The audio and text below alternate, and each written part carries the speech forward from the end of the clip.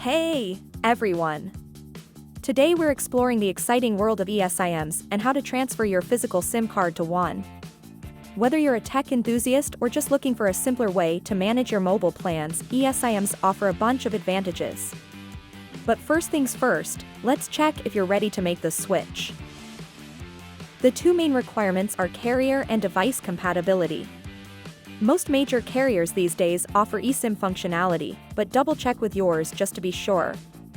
As for your device, eSIM compatibility is becoming increasingly common, but it's not universal.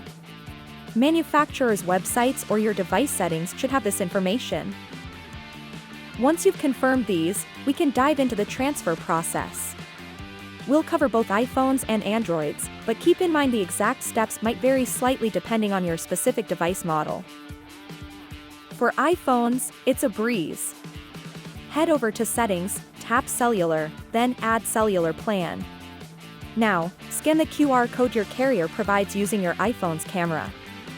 Follow any additional on-screen instructions, and voila, your eSIM should be active.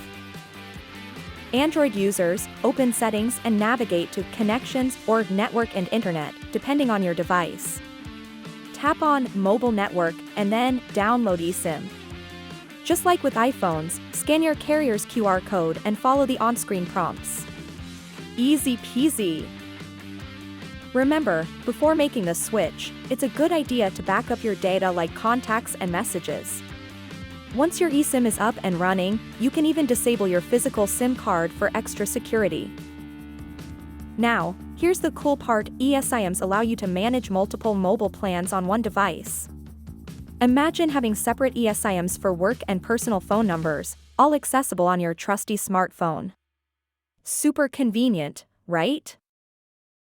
That's all you need to know about transferring your physical SIM to an eSIM. If you encounter any issues during the process, don't hesitate to contact your carrier for assistance. Thanks for joining me today, and remember to leave a comment below if you have any questions. Don't forget to like and subscribe for more tech tips and tricks.